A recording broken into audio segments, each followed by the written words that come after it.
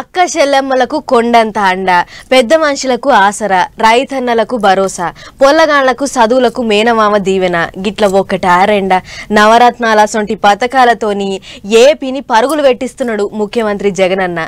వాళ్ళు వీళ్ళు నడమ ఎవ్వరు అడ్డం రారు, డైరెక్ట్ అన్న బటన్ ఒత్తితే చాలు పైసలు పబ్లిక్ అకౌంట్లలో పడతాయి. అట్లనే ఇగో జగనన్న విద్యా దీవెన పైసలు అకౌంట్లలో వేసిండు సారు. చూద్దాం పారి ముచ్చట్లు ఎట్లెట్లా నడిచినాయో. ఇకనైనా కూడా పేదరికం సంఖ్యలను తెచ్చుకునే పరిస్థితి రావాలి.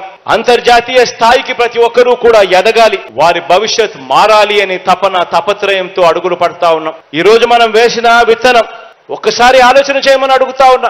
నేటి బుడ్డ పొలగాన్లే రేపటి దేశ పౌరులు.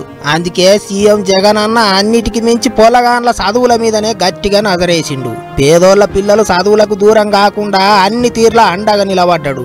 అట్లనే మళ్ళోసారి కృష్ణా జిల్లా పామర్రుల మీటింగ్ పెట్టి పేద పిల్లల చదువుల కొరకు విద్యా దీవెన పైసలు విడుదల చేసిండు సారు. బటనొత్తి అకౌంట్లలో పైసలు వేసిండు. ఇగిదిట్లుంటే సైకిల్ పార్టీ వాళ్ళు ఉన్నప్పుడు పొలగాన్ల చదువుల కొరకు చారానమందం ఖర్చు చేయలేదు అన్నట్టు మాట్లాడిండు సీఎం సారు. పేద పిల్లల భవిష్యత్ మార్చాలి అని చెప్పి నేను చూపించిన తాపత్రయంలో, మీ అన్న చూపించిన తాపత్రయంలో కనీసం 1% అప్పట్లో చంద్రబాబు నాయుడు గారు చూపించాడా అని చెప్పి ఆలోచన చేయమని అడుగుతా ఉన్నా. ఈ రోజు గవర్నమెంట్ బడిని అదే చంద్రబాబు నాయుడు గారు చేసిందేమిటి, ఆయన చేసిన మంచేమిటి అని అంటే మాత్రం ఏ ఒక్కరికి కూడా ఏది గుర్తుకు రాదు. పేద పిల్లల చదువుల గురించి గాని, వారి భవిష్యత్తు మార్చాలని గాని, వారి కోసం ఆయన చేసిన మంచేమిటి అని అంటే ఒక్కటి కూడా చంద్రబాబు నాయుడు గారి పేరు చెప్తే గుర్తుకు రాదు. కానీ ఎలక్షన్ల టైంలో ఆవోటి ఓటి ఉత్తముచ్చట్లు చెప్పి పబ్బం గడుపుకుంటారు. అటెనక తెప్ప తాగల పెడతారు. పైలంగా ఉండాలి పబ్లిక్ అన్నట్టు చెప్పుకొచ్చిండు సారు. వాళ్ళు చెప్పే అబద్ధాలు నమ్మకండి, వాళ్ళు చెప్పే మోసాలను నమ్మకండి. రాబోయే రోజుల్లో ఇంకా అబద్ధాలు ఎక్కువ చెప్తారు, రాబోయే రోజుల్లో ఇంకా మోసాలు ఎక్కువ చెప్తారు.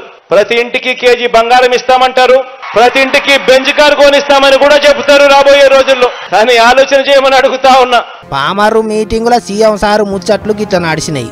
ఎగస్ పార్టీలను బూరుగు దూదేకినట్టు ఏకిపారేసిండు. జూట ముచ్చట్లు చెప్పి పబ్లిక్ ను ఆగం పట్టించేందుకు చూస్తారన్నట్టు సాపిచ్చిండు. ప్యాన్ పార్టీ అధికారంలోకి వస్తేనే అన్ని పథకాలు అమలైతాయి, వట్టిగా వాళ్ళ వీళ్ళ మాటలిని ఆగం కాకురి అన్నట్టు చెప్పిండు సారు. రాష్ట్రంలో 9,44,000 మందికి ఎక్కువనే చదువుకునే పొలగాండ్లకు సర్కారే ఫీజులు కట్టి చదివిస్తున్నదంటే చిన్న ముచ్చటన. జగనన్న విద్యా దీవెన, వసతి దీవెన పథకాల కింద ఇప్పటిదాకా 12,000 కోట్లు ఖర్చు పెట్టిర్రాట. ఎంత గొప్ప ముచ్చట కదా.